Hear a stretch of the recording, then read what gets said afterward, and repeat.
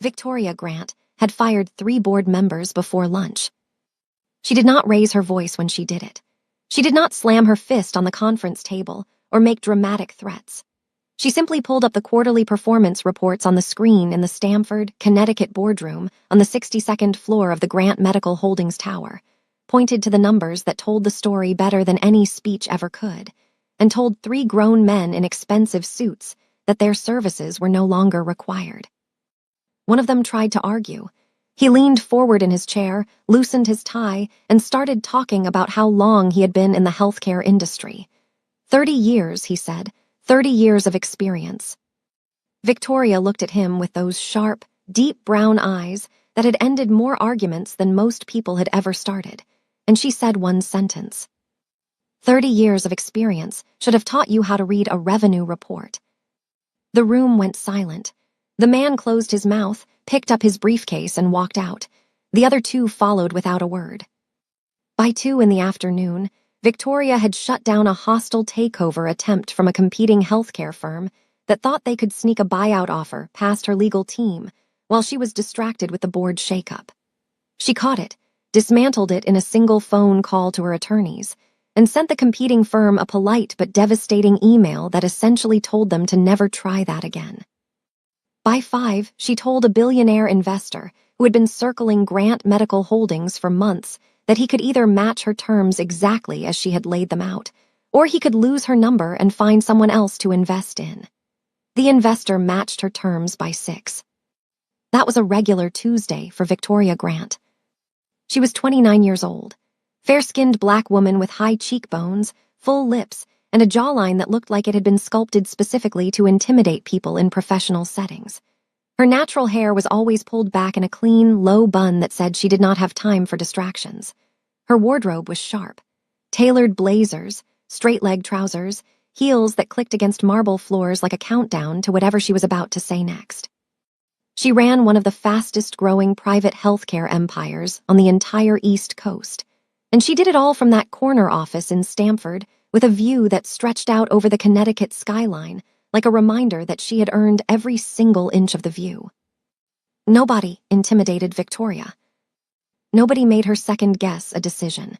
Nobody made her palms sweat or her thoughts scatter or her voice waver. She had built a reputation that walked into rooms before she did, and by the time she actually arrived, most people had already decided not to challenge her. She was untouchable, unbothered, absolutely and completely in control of every room, every conversation, every negotiation she walked into. That was the version of herself she believed in. That was the version everybody else believed in too. And every single word of it was true. Right up until the night Kang Yi-sung walked into her life and made her realize that the most terrifying thing in the world was not failure. It was not betrayal.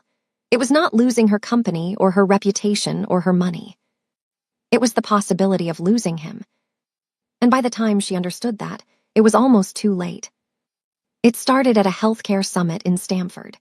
Victoria was the keynote speaker, which surprised no one. She had built Grant Medical Holdings from a single urgent care clinic in Bridgeport, Connecticut, into a company now valued at $400 million. She had done it with no family money, no trust fund, no wealthy husband writing checks behind the scenes.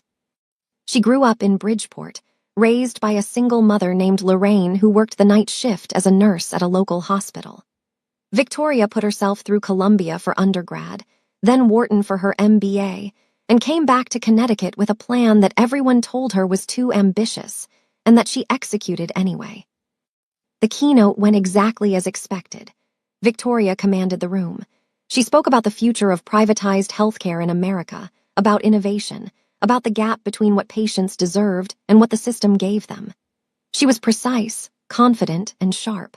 When an older man in the third row tried to interrupt her with a condescending question, she answered it so thoroughly that the audience applauded. After the keynote, there was a VIP reception. Victoria moved through the room the way she always did, with purpose.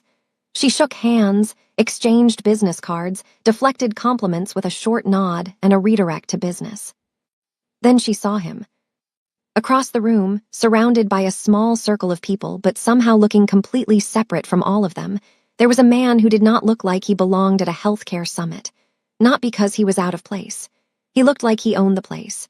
But there was something about him that did not fit the usual mold of American healthcare executives. Something quieter, heavier, more controlled. Kang Yi-sung, 34 years old.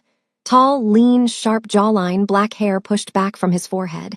He wore a dark suit that fit him so precisely it looked like it had been sewn onto his body. His posture was perfect, not stiff, just perfectly aligned, like a man who had been trained from birth to carry weight without showing it. He was the CEO of the Kang Syndicate Group, a legitimate global conglomerate rooted in Seoul, South Korea. The company spanned luxury real estate, high-end hospitality, private security firms, and elite medical technology.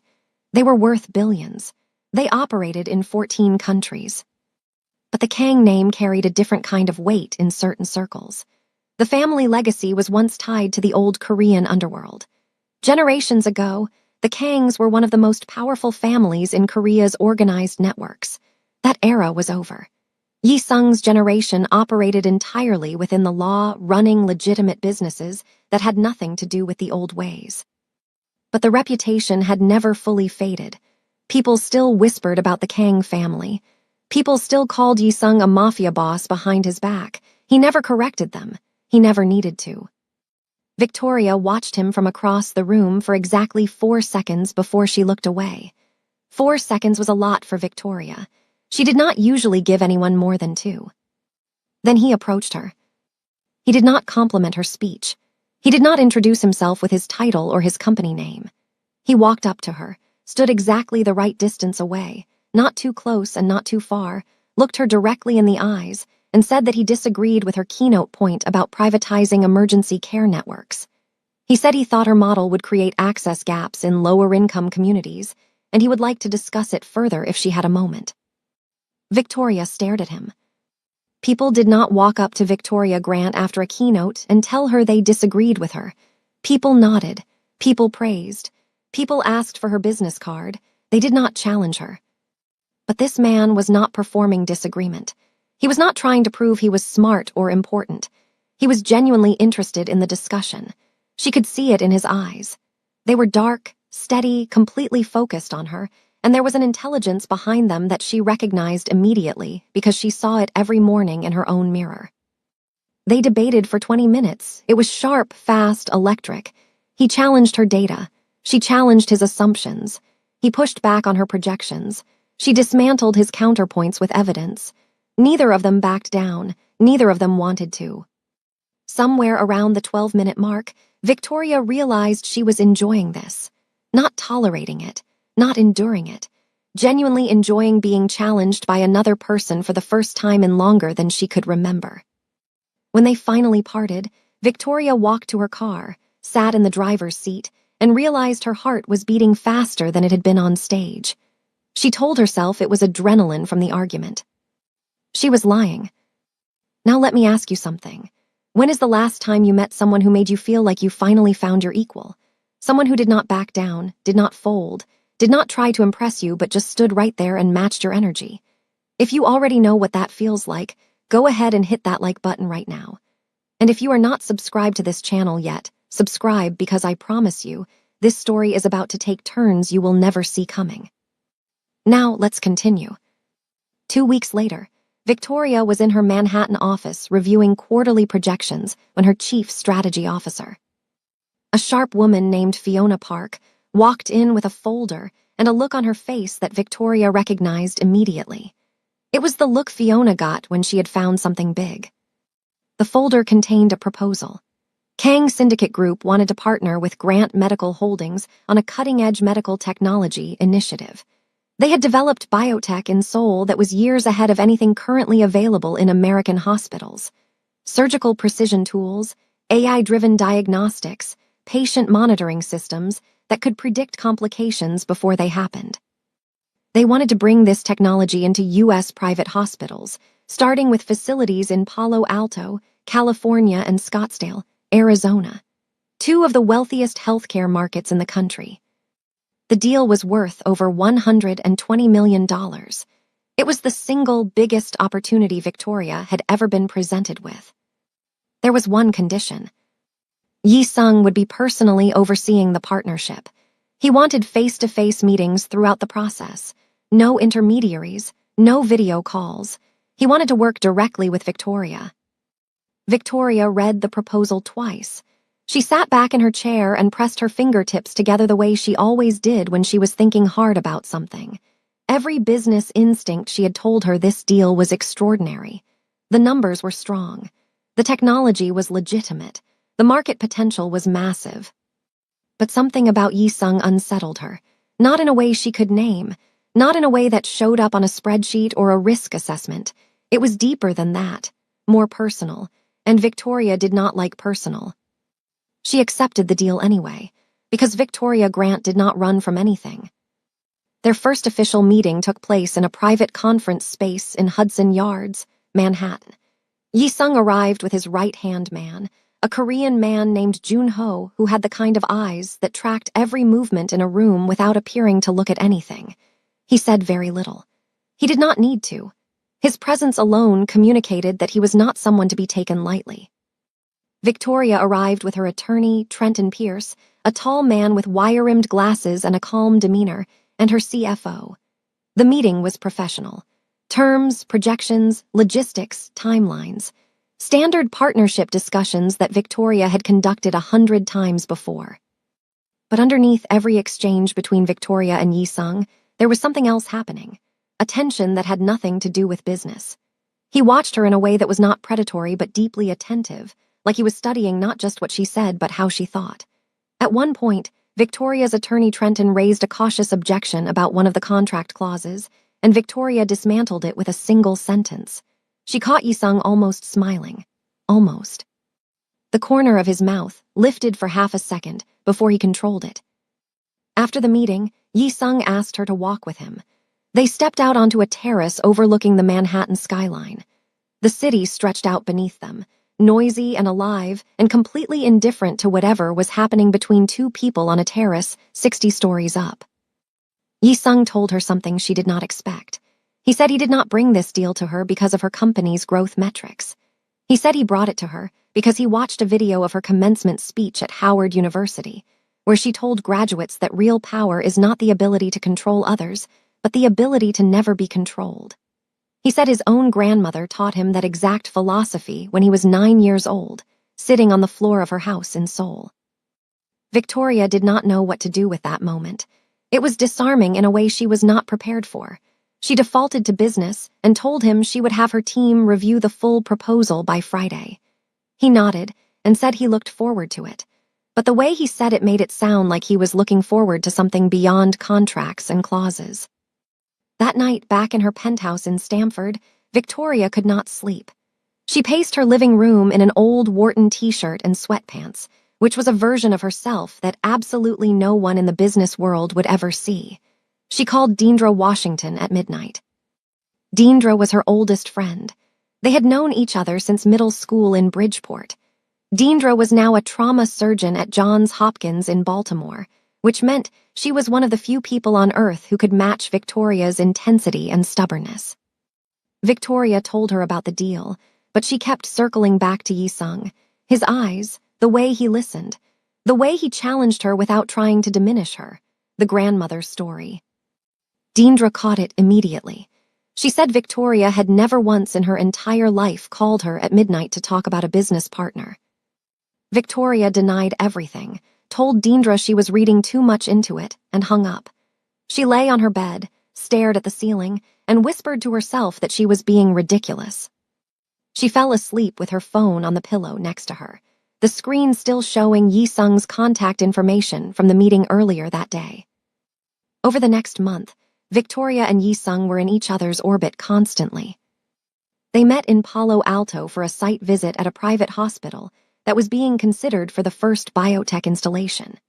They walked through surgical suites together, discussing specifications and integration timelines, and Victoria noticed that Yi Sung asked the hospital staff questions with genuine curiosity, not the performative interest she saw from most executives who only cared about the bottom line. They met in Scottsdale for a facility tour, walking through a state-of-the-art medical center surrounded by desert mountains and dry heat that made Victoria's skin feel tight. During a break, they sat in the hospital courtyard and talked for 45 minutes about things that had nothing to do with business. He told her about growing up in Seoul as the heir to the Kang family name. The weight of it, the expectations. She told him about watching her mother Lorraine come home from night shifts, so exhausted she could barely make it up the stairs. Neither of them was trying to impress the other. They were just being honest. Back in Manhattan for contract negotiations, they worked late into the evening in a conference room on the 48th floor. Coffee cups and legal documents spread across the table. At one point, they were arguing about a revenue-sharing clause, their voices overlapping, both of them leaning forward in their chairs, when they suddenly stopped at the same time and looked at each other and realized they were both smiling. Victoria noticed small things about him that she tried not to notice but could not help it. The way he always poured water for everyone at the table before himself. The way he spoke Korean to Junho in soft, quick tones that sounded almost musical. The way he listened without interrupting, without checking his phone, without that glazed expression she had seen on the face of every other man she had ever sat across from in a professional setting. He was genuinely present, every single time. He noticed things about her too. She could tell. He mentioned once, casually, that she always tapped her pen 3 times on the table before she was about to make a decisive point. She did not know she did that. Nobody had ever noticed it before. The fact that he noticed it unsettled her in a way she did not want to examine. One evening during a late working dinner in Palo Alto, after hours of negotiating a particularly complex clause in the partnership agreement, the conversation shifted. The business talk dried up and a silence settled between them. It was not uncomfortable. It was just open, waiting. Yi-sung asked her a simple question. He said, "Who takes care of you?" Victoria laughed. It was a quick, automatic laugh. She said she takes care of herself. She always had, she always would. He did not laugh. He looked at her across the table with those steady, dark eyes and said, "That is not what I asked." The silence that followed was heavy, not awkward, heavy, like the air between them had thickened and was pressing against something inside Victoria's chest. She felt something shift, not painfully, not dramatically, but noticeably, like a wall she had forgotten she built had just moved half an inch. She changed the subject. She asked about the installation timeline for the Scottsdale facility. He let her change it. He did not push. But his eyes stayed on her for a moment longer than necessary, and she knew he understood exactly what had just happened. She changed the subject because she was scared of the answer she might give, not because she did not have one. Meanwhile, 1,500 miles away in Naples, Florida, a man named Reginald Cross sat in the study of his $12 million waterfront estate and stared at a report on his desk. Reginald Cross was 51 years old. Silver hair, deep tan, the kind of face that looked like it had been handsome once but had been hardened by decades of ruthless ambition. He ran Cross Dominion Health, a competing healthcare conglomerate that operated hospitals and clinics across the southeastern United States. He was rich. He was connected. And he had been trying to acquire Grant Medical Holdings for 2 years. Victoria had rejected every single offer, every meeting, every call, every carefully crafted proposal. She told him no so many times that Reginald had started to take it personally, and Reginald Cross did not handle rejection well. Now he was reading about the Kang Syndicate partnership. $120 million. Expansion into the wealthiest markets in the country. If Victoria closed this deal, Grant Medical Holdings would become untouchable, and his chance of ever acquiring her company would vanish permanently. Reginald picked up his phone and made a call. The contact in his phone was listed simply as GMH inside. The phone rang twice. A voice answered. A voice that belonged to someone inside Victoria's company, someone close to her, someone she trusted. "I need everything," Reginald said. "Financial documents, internal projections, data reports, everything she has on this Kang deal, and I need it by the end of the week." The voice on the other end hesitated for a moment, then agreed. Victoria had no idea that someone in her inner circle had just betrayed her.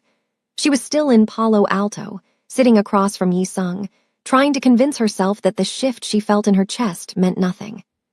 The story broke on a Wednesday morning. Victoria was in her Stamford office reviewing installation specs when Fiona burst through the door without knocking, which she had never done before. Fiona's face was tight. She held out her phone and showed Victoria a headline from a major business news outlet. Grant Medical Holdings accused of falsifying patient data in bid for Korean tech partnership. Victoria read it twice. Then she put the phone down slowly and said, "Pull up the article." The article was devastating. It cited leaked internal documents from Grant Medical Holdings that allegedly showed the company had inflated its patient outcome data to make itself look more attractive to Kang Syndicate Group. The documents looked official. They had Grant Medical Holdings headers, file numbers, internal timestamps. If Victoria had not known they were false, she would have believed them herself. Her phone started ringing and did not stop. Board members, investors, business partners, media outlets requesting comment. Her inbox flooded with emails from people she had worked with for years, all of them asking the same thing. Is this true? Victoria's stock of credibility, built over nearly a decade of relentless work, was crumbling in a single news cycle. She stood at her office window looking out over the Connecticut skyline and did what she always did in a crisis. She went completely still. She did not panic. She did not cry. She breathed in through her nose, held it for 4 seconds, and exhaled slowly. Then she turned around and started making phone calls. The first call that mattered came from Yi-sung. His voice was calm but serious. He told her that Kang Syndicate Group could not proceed with the partnership while these allegations were active. His board in Seoul was pressuring him to pull out entirely. The Kang family had spent decades cleaning their reputation, building a legitimate global brand. They could not afford to be associated with a company accused of data fraud. He told her something else, too. He said he did not believe the allegations. But belief is not enough, he said. I need proof that the data is clean. Victoria's throat tightened, not from the business implications, from the sound of his voice, the steadiness of it, the fact that even now, even with his entire board breathing down his neck, he was still telling her he believed her. She said she understood. She said she would handle it. Her voice did not waver. She hung up the phone and sat in her chair for 3 full minutes without moving. Then she stood up and got to work. She launched a full internal audit. Every data point, every report, every patient outcome file her company had ever produced. She brought in an independent forensics team to examine the documents that had been leaked to the press. She worked 18-hour days for a straight week. Her meals were coffee and protein bars eaten standing up in her office. Deendra flew up from Baltimore on the 3rd day and practically forced her to eat a real meal. She sat in Victoria's office with a bag of takeout and watched Victoria eat with one hand while typing emails with the other. You need to sleep, Deendra said. I will sleep when my name is clean, Victoria said. Her mother, Lorraine, called every night from Bridgeport. Lorraine did not understand the specifics of the business world, but she understood her daughter. She told Victoria to come home and rest. Victoria said she could not yet. During the audit, Victoria's forensics team found something that made her stomach drop. Some of the internal financial documents in her company's system had been accessed and altered. Not from outside, from inside. Someone with internal credentials had logged into the system and changed data to make it look falsified, then made sure those altered files were the ones that ended up in the hands of the journalist who wrote the article. Victoria realized this was not just an external attack. This was sabotage from someone she trusted, someone inside her own walls. She looked at the access logs. The credentials used belonged to a senior member of her team, but the logs had been partially scrubbed, making it impossible to identify the exact person without deeper forensic analysis. Someone close to her had done this, and she did not yet know who. While Victoria fought her battle publicly, Yi-sung was making moves she knew nothing about. Despite telling his Seoul board he would pause the partnership, he quietly dispatched Junho to investigate the source of the leaked documents. The Kang family might have left the old world behind, but they still had resources, contacts, people who were very skilled at finding information that did not want to be found. Yi-sung told Junho to find out who wanted Victoria destroyed and why. He did not tell Victoria he was doing this. He knew her well enough by now to know she would refuse the help. She would tell him to stay out of it. She would handle it herself like she handled everything else. But Yi-sung also knew something Victoria did not want to admit to herself. The people who did this were playing a game she was not built for. She was built for boardrooms and negotiations and building things from the ground up. She was not built for the kind of warfare where someone smiles at you in a meeting and then puts a knife in your back when you turn around. Yi-sung was built for that, whether he wanted to be or not. Victoria flew to New York on a Friday morning to meet Yi-sung in person. She carried a flash drive containing the complete results of her internal audit and the independent forensic analysis. They met in a private office in Midtown that Yi-sung had arranged, just the two of them, no attorneys, no advisors. She plugged the flash drive into a laptop and walked him through everything, every file, every data point, every piece of evidence proving that her patient outcome data was legitimate and always had been. The falsified documents that had been leaked to the press were planted. Her forensics team had proven it. Yi-sung reviewed everything carefully. He scrolled through the files, read the forensic timestamps, studied the data trails. When he finished, he looked up at her. "I already knew," he said. Victoria frowned. "What do you mean you already knew?" Yi-sung told her everything. Junho had traced the leaked documents back through a chain of shell companies, dummy email accounts, and intermediary contacts. Every trail led to the same destination, Cross Dominion Health, Reginald Cross. Victoria felt the anger rise in her chest like heat. Reginald Cross. The man who had been circling her company like a vulture for 2 years. The man she had dismissed as a nuisance, an aging executive who could not accept that a 29-year-old black woman had built something he could not buy. She had underestimated how far he would go. Then Yi-sung said something that stopped her cold. Junho found something else. His voice was careful now, measured, like he was choosing his words precisely because he knew the impact they would have. The altered data inside your company. The files that were changed from the inside. They were accessed using Trenton Pierce's login credentials. Victoria did not move. Trenton Pierce, her attorney, one of the first people she hired when she built the company 5 years ago. He had been in every major meeting. He had reviewed every contract. He had access to every sensitive file in her system. She trusted him with information that could make or break her company. She trusted him. "Are you sure?" she asked. Her voice was steady, but something underneath it was cracking. Yi-sung nodded. He did not look away from her. He held her gaze with the kind of quiet steadiness that she was beginning to realize was the most honest thing about him. That night, Victoria confronted Trenton at her Manhattan office. She did not call ahead. She did not schedule a meeting. She simply texted him and told him she needed to discuss something urgent about the partnership agreement. He arrived at 8 in the evening, looking slightly frazzled but otherwise normal. Smiling, carrying his laptop bag, asking her if she wanted him to pull up the latest contract revisions. Victoria was sitting behind her desk. The lights in the office were low. She did not stand up when he walked in. She did not smile.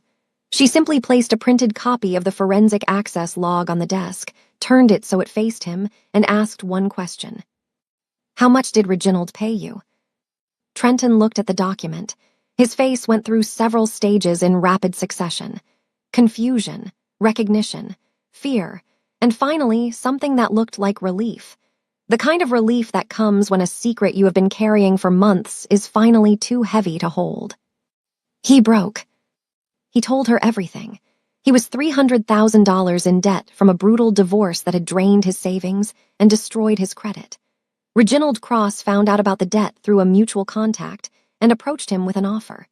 Clear the debt entirely in exchange for internal access to Grant Medical Holdings' financial documents and data reports. Trenton agreed because he thought it was just competitive intelligence gathering. He thought Reginald wanted leverage for a buyout negotiation. He never imagined it would turn into a full-scale campaign to destroy Victoria's reputation. "I never wanted this to happen," Trenton said. His voice was shaking. "I just needed the money. I was drowning. I did not think he would go this far." Victoria looked at him for a long time. She did not yell. She did not curse. She did not throw anything. She just looked at him with those deep brown eyes that had fired board members and shut down hostile takeovers and made billionaires back down. "Get out," she said. "If you contact me again, if you contact anyone at this company again, my legal team will make sure you never practice law anywhere in this country." Trenton stood up. He opened his mouth like he wanted to say something else. Then he closed it. He picked up his bag and walked out of the office without another word. The door clicked shut. Victoria sat behind her desk for about 30 seconds. Then she stood up, walked to the far corner of her office where the windows met the wall, and slid down to the floor. She sat there with her back against the wall, her knees pulled up to her chest, and cried. Not loud, not dramatic, just silent tears running down her face in steady streams. She had built everything from nothing. She had worked harder than anyone she knew. She had sacrificed relationships, sleep, comfort, years of her life. And someone she trusted, someone she let inside her walls, had sold her out for money. Her phone buzzed on the desk. She almost ignored it, but something made her stand up and look. It was a text from Yi-sung. One line. "You are the strongest person I have ever met, and I am not going anywhere." Victoria read it 3 times. She did not respond. She did not know what to say. But she held the phone against her chest with both hands, pressed it there like it was keeping something inside her from falling apart, and stood in the dark office until her breathing was steady again. Victoria held a press conference 3 days later from Grant Medical Holdings headquarters in Stamford. She stood behind a podium with the company logo behind her, dressed in a perfectly tailored navy suit, her hair pulled back, her expression calm and composed. She did not scream, she did not rant, she did not play the victim. She presented the full internal audit showing every piece of patient data Grant Medical Holdings had ever produced was legitimate and verifiable. She showed the independent forensic analysis, proving the leaked documents had been fabricated and planted from outside the company.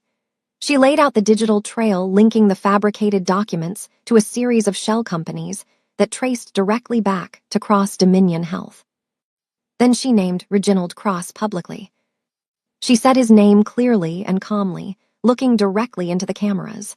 She said he orchestrated a campaign of corporate sabotage designed to destroy her company's reputation and force a buyout. She said she had evidence. She said she had turned that evidence over to federal investigators. The room erupted with questions. Victoria answered every single one of them without flinching. The media cycle flipped within hours.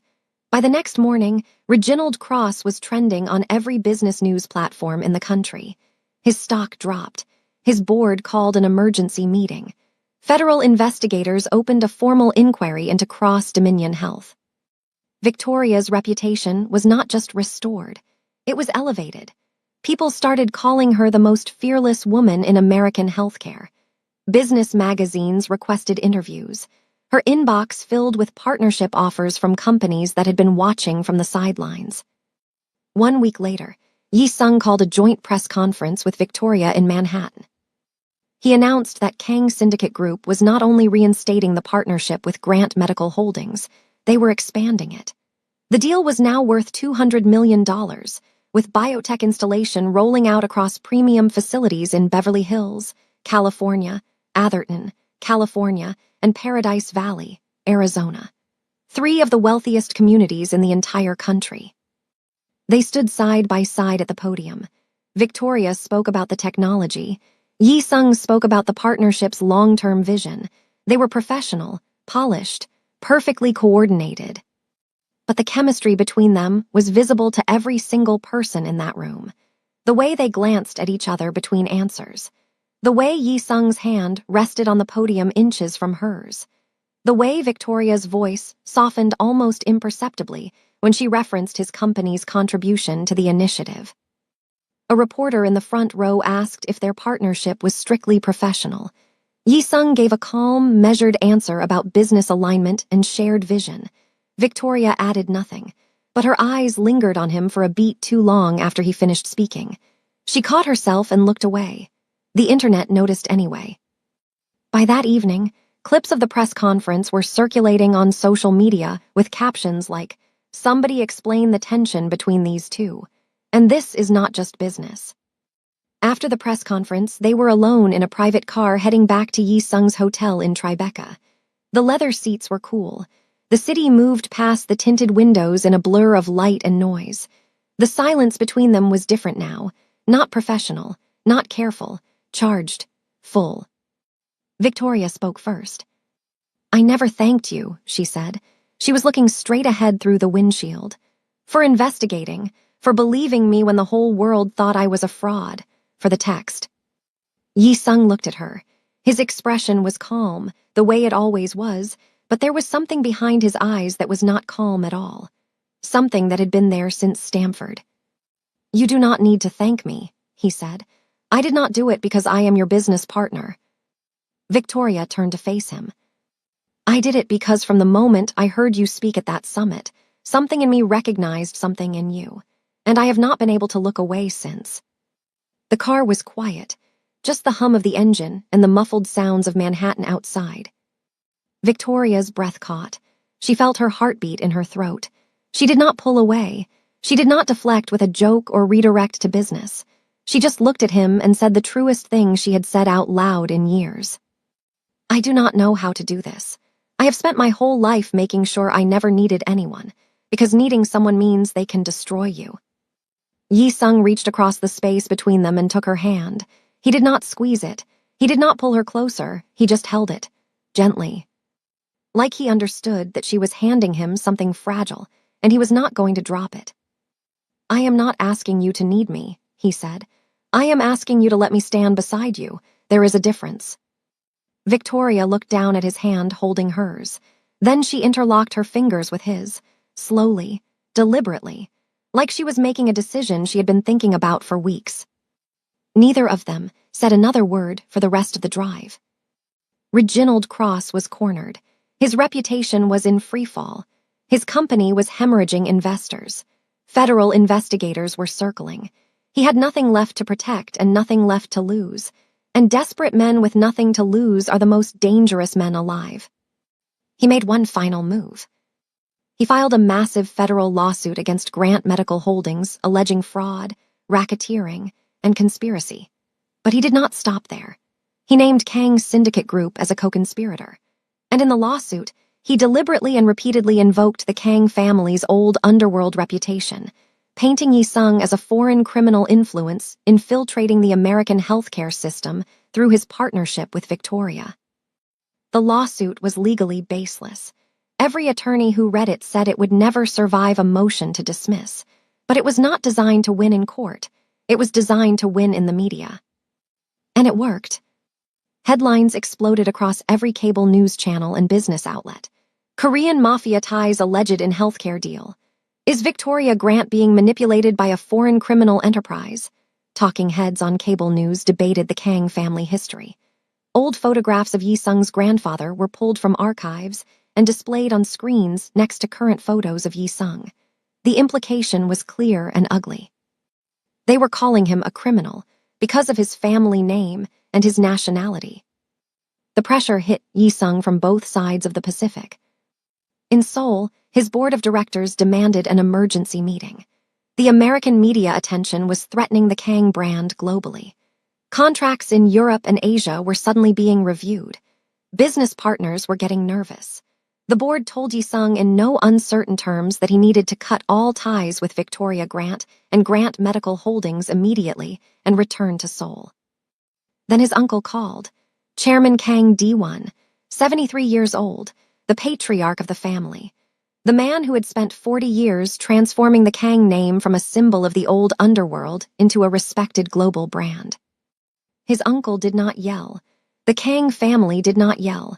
He simply said that if Yi Sung did not withdraw from the American partnership, the board would vote to remove him as CEO. Not a threat, a statement of fact. Yi Sung flew to Stamford. He arrived at Victoria's penthouse in the evening.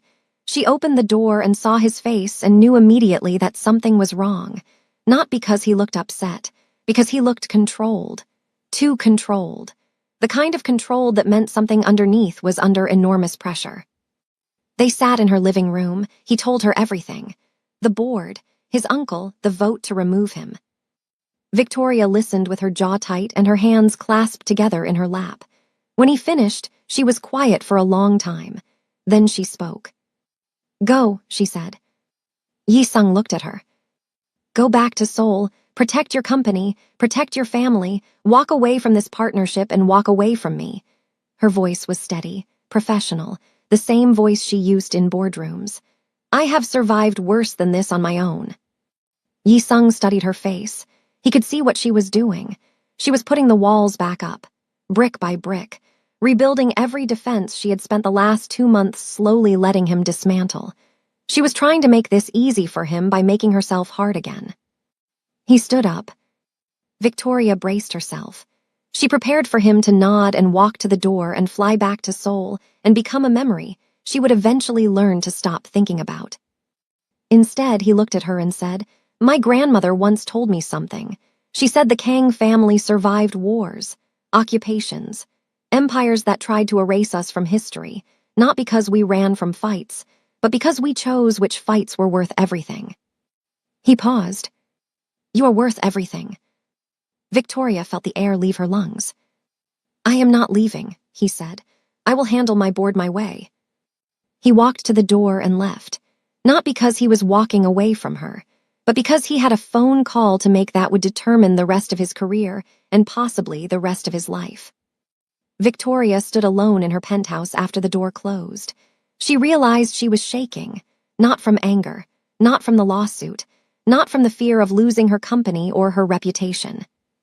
She was shaking because she was afraid of losing him, truly, deeply, fundamentally afraid in a way she had never experienced before. She had never feared failure. She had stared down hostile takeovers and predatory investors and public attacks without blinking. She had never feared loneliness because she had trained herself to treat it as a feature, not a flaw. But the thought of Yi-sung walking away from her and never coming back made her feel a terror that had no blueprint, no playbook, no strategic response. She picked up her phone and called Deendra. Deendra answered on the second ring. She could hear something in Victoria's voice immediately. She asked what happened. Victoria said 4 words she had never said before in her life. "I think I love him." The line was quiet for a moment. Then Deendra spoke. "I know you do. Now fight for it." Yi-sung did not beg his board. He did not plead with his uncle. He did not make emotional appeals or ask for sympathy. He did what a Kang does. He moved strategically. He called an emergency shareholder, meeting in Seoul via secure video conference from New York. When the faces of the Kang Syndicate Group board filled the screen, including his uncle's stone-carved expression, Yi-sung presented a full dossier. He showed them everything Junho had uncovered. Reginald Cross's fabrication of the leaked documents, the shell company trail, Cross Dominion Health's collapsing financials, Reginald's history of filing frivolous lawsuits against competitors whenever he felt threatened. The pattern was clear and damning. Yi-sung reframed the entire situation. He told his board this was not a Kang family liability. This was an opportunity. An American competitor had tried to weaponize the Kang family name, using their history as a tool of defamation. If the Kang family retreated now, they would be confirming every stereotype the American media was pushing. They would be admitting that the Kang name could be used as a weapon against them by anyone at any time. But if they stood firm, if they refused to be manipulated, they would prove that the Kang name was no longer something to be weaponized. It was something to be respected. The board was silent for a long moment. Then Yi-sung made his boldest move. He offered to stake his personal shares in Kang Syndicate Group as collateral against any financial losses from the American lawsuit. He was literally betting his personal fortune, worth hundreds of millions of dollars, on Victoria's integrity and the partnership's success. The board members looked at each other. This was unprecedented. No Kang family CEO had ever put personal assets on the line for a single business deal. His uncle, Chairman Kang Di-won, stared at Yi-sung through the video screen for what felt like a full minute. The old man's face was unreadable. Finally, he asked one question. "Is this woman worth your name?" Yi-sung did not hesitate. "Yes." The board voted. The partnership would continue. Yi-sung would remain CEO. When the video call ended, Yi-sung sat alone in the room and exhaled for what felt like the first time in days. While Yi-sung was fighting his battle in Seoul, Victoria was waging hers in Washington. She hired one of the most aggressive litigation firms in the country. She did not just defend against Reginald Cross's lawsuit. She filed a countersuit for defamation, tortious interference with business relationships, and corporate espionage. She brought every receipt, every document, every digital trail. And she had one more weapon, Trenton Pierce. Trenton, facing the very real possibility of disbarment and criminal charges for his role in the data alteration, agreed to cooperate. He provided a full sworn deposition detailing everything: how Reginald recruited him, how the money was transferred, how the documents were altered, how the entire scheme was orchestrated from Reginald's office in Naples. Victoria's legal team filed Trenton's deposition, along with the forensic evidence and the shell company documentation, as part of their motion to dismiss Reginald's lawsuit. The federal judge reviewed the filings and did not take long to decide. He threw out Reginald's lawsuit entirely, calling it a weaponization of the legal system designed to harass and destroy a legitimate competitor. He referred Reginald Cross for potential sanctions and notified federal prosecutors that the evidence suggested possible criminal conduct by Cross Dominion Health. Within 3 weeks, Reginald Cross was finished. His board forced him to resign. Cross Dominion Health's stock collapsed. Investors pulled out. Partners canceled contracts. The company that Reginald had spent decades building was in freefall, and it was entirely self-inflicted. Victoria did not destroy him. His own greed, jealousy, and arrogance did. But Victoria was not finished. In a move that nobody saw coming, Victoria's team identified 3 premium hospital facilities that Cross Dominion Health was now desperate to sell as part of their financial collapse. 2 in Coral Gables, Florida. 1 in Bellevue, Washington. State-of-the-art facilities in some of the wealthiest communities in the country. Grant Medical Holdings acquired all 3 at a fraction of their market value. Victoria sent Reginald Cross a 1-line email after the deal closed. "You should have matched my terms." She never heard from him again. That evening, Victoria flew to Manhattan. She took a car to the Greenwich Hotel in Tribeca where Yi-sung was staying. She walked through the lobby, took the elevator to the top floor, and knocked on his door. When he opened it, she did not say hello. She did not talk about the lawsuit or the acquisition or the board vote in Seoul. She looked at him with those deep brown eyes that had stared down every challenge the world had ever thrown at her and said one thing: "You bet your name on me."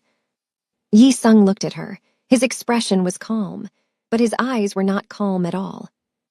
"I bet my name on us," he said. Victoria stepped forward, put her hands on either side of his face, and kissed him. It was their first kiss. It was slow, deliberate, not rushed or desperate. It was 2 people who had been circling each other for months finally closing the distance. His hands settled on her waist. Her fingers slid into his hair. The world outside the door did not exist. When they finally pulled apart, Victoria rested her forehead against his and closed her eyes. "I am terrified," she whispered. "I know," he said. "So am I." "Good," she said. "Then we are in this together." 6 months later, the world looked different.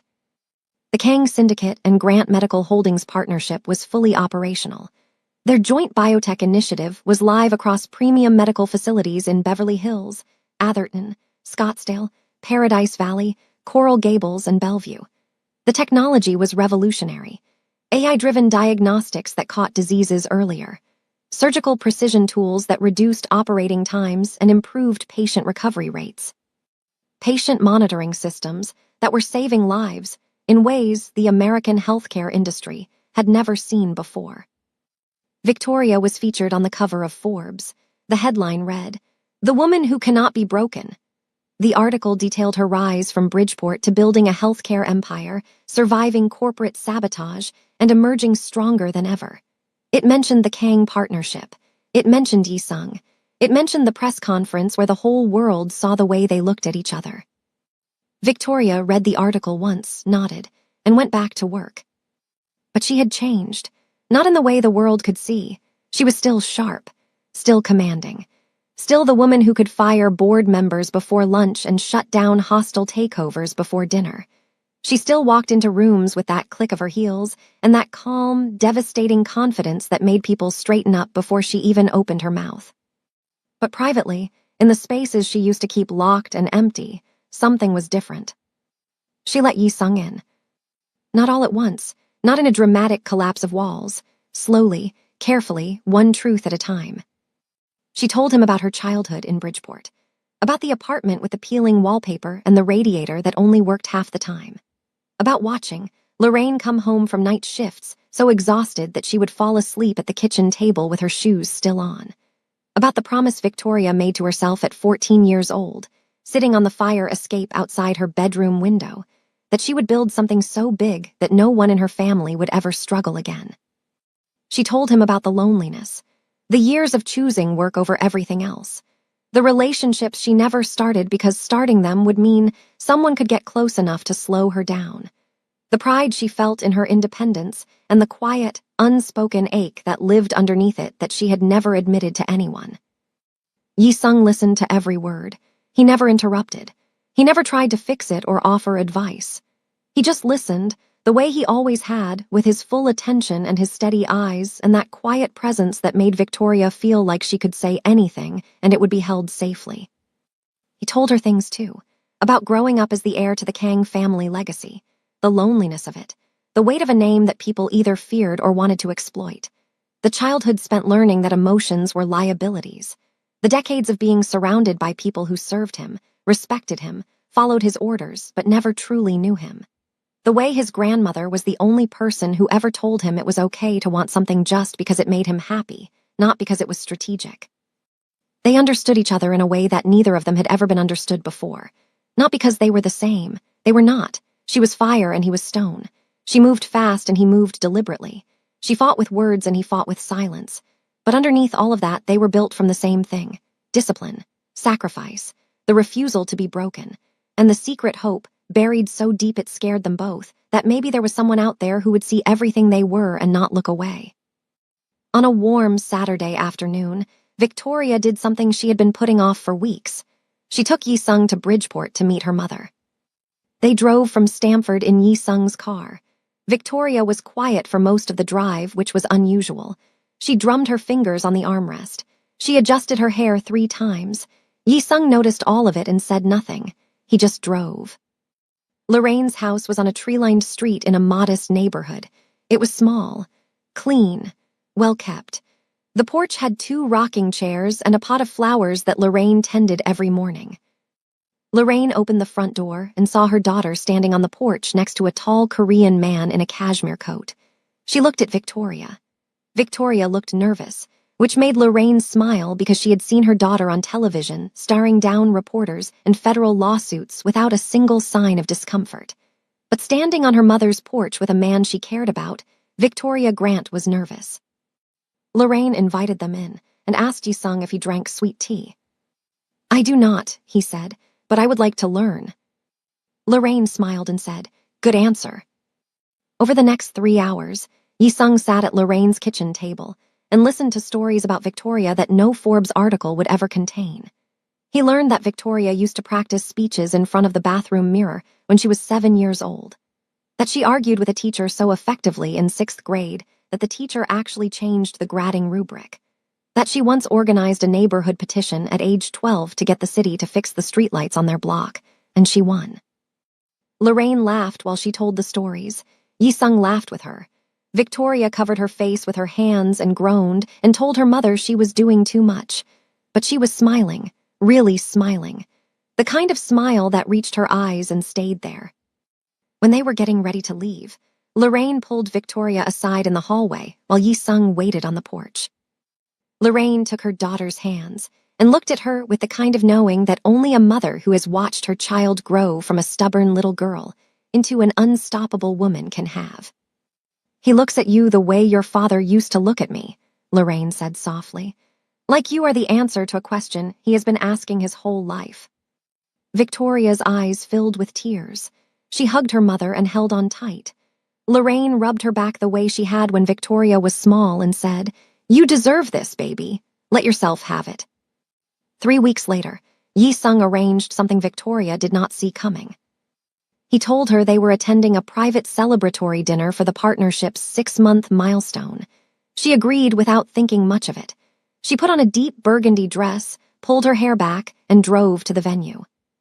The venue was in Stamford, the same building where the healthcare summit had taken place, where they first met, where he walked up to her and told her he disagreed with her keynote, and she looked into his eyes for 4 seconds instead of her usual 2. Victoria walked through the door and stopped. The room was transformed, white flowers everywhere, soft golden lighting, music playing low in the background, and standing in the room were the people she loved most in the world. Deendra, who was already crying and they had not even started yet. Lorraine, who was holding a tissue and smiling. Fiona Park, members of her team. Junho, standing in the corner with his usual unreadable expression but wearing what might have been a small smile. And in the center of the room, standing in a perfectly fitted black suit with his hands clasped in front of him, was Yi-sung. Next to him stood an older Korean man with silver hair and a commanding presence. Chairman Kang Di-won, Yi-sung's uncle. He had flown in from Seoul. Victoria looked around the room. Her mind moved fast, the way it always did, processing, analyzing, figuring out the situation. Then she looked at Yi-sung's face, and she knew. He stepped toward her. The room went quiet. "I spent my entire life believing that strength meant standing alone," he said. His voice was steady, but there was emotion underneath it that Victoria could feel in her own chest. "The Kang family name demanded it. Power demanded it. I thought that was the cost. Solitude at the top." He paused. "Then I met a woman from Bridgeport, Connecticut, who showed me that real strength is not standing alone. It is choosing someone and standing with them even when the whole world tells you not to." He reached into his pocket and pulled out a small black box. He lowered himself to one knee. Victoria's hand went to her mouth. He opened the box. Inside was a ring, not just any ring, a custom-designed piece that combined a traditional Korean gold band with a brilliant diamond set in a vintage style. Victoria recognized the style immediately. It was inspired by her grandmother's ring, a ring Lorraine kept in a jewelry box on her bedroom dresser, a ring Victoria used to hold up to the light as a little girl and dream about the kind of life where she would wear something like it. Yi-sung had learned about the ring from Lorraine. He had asked her about it weeks ago during a phone call Victoria knew nothing about. He had a jeweler in Soulcraft, a ring that honored both his heritage and hers. "Victoria Grant," he said, "will you marry me?" The room was silent. Everyone was watching. Victoria looked at this man on one knee. This man who fought his own board of directors for her, who put his personal fortune on the line to protect her integrity, who held her hand in the back of a car and did not ask her to need him, only to let him stand beside her, who sat at her mother's kitchen table and drank sweet tea he did not like and laughed at stories about a 7-year-old girl practicing speeches in a bathroom mirror. She felt the fear. That deep, unfamiliar terror of loving someone so completely that losing them would break something inside her that no amount of success or money or power could ever rebuild. But this time, she did not run from it. "Yes," she said. The room erupted. Deendra screamed so loud Junho actually flinched. Lorraine covered her face with both hands and sobbed happy tears into her tissue. Fiona clapped and wiped her eyes. The team cheered. Chairman Kang Di-won gave a slow, dignified nod of approval that, in the Kang family, meant more than any standing ovation. Yi-sung slid the ring onto Victoria's finger. She looked down at it. Korean gold and American diamond. 2 legacies, 2 histories, 1 ring. She pulled him to his feet and kissed him, and the room cheered louder. Later that night, long after the champagne and the toasts, and the speeches and the moment where Deendra grabbed the microphone and threatened to tell the entire room about the time Victoria cried at a Pixar movie, which Victoria denied, and which Deendra had photographic evidence of, they stepped outside. The Connecticut night was cool. The stars were sharp and clear above the Stamford skyline. The noise from inside the venue was muffled, far away, Just the two of them standing in the night air. Victoria looked at Yi-sung. The ring on her finger caught the light. "You want to know something I have never told anyone," she said. He looked at her, waiting the way he always waited, patient, present, fully hers. "For 29 years, I was afraid of nothing," she said. "No boardroom, no opponent, no obstacle, no loss ever made me flinch. I built my entire life around being the woman who could not be shaken." She paused. "But you terrify me, because you made me realize that the scariest thing in the world is not losing a fight. It is finding someone worth fighting for and knowing that your life will never be the same without them." Yi-sung pulled her close. She rested her head against his chest and felt his heartbeat, steady and strong, the way everything about him was steady and strong. "That is not fear," he said quietly. "That is love, and it is the only thing in the world stronger than both of us." Victoria closed her eyes. For the first time in her life, she was not strategizing. She was not planning her next move. She was not bracing for the next attack or calculating the next risk or building the next wall. She was just still. Completely, peacefully still. She was a boss lady who feared nothing. Until the Korean Mafia boss made her fear losing him forever. And in the end, she never had to.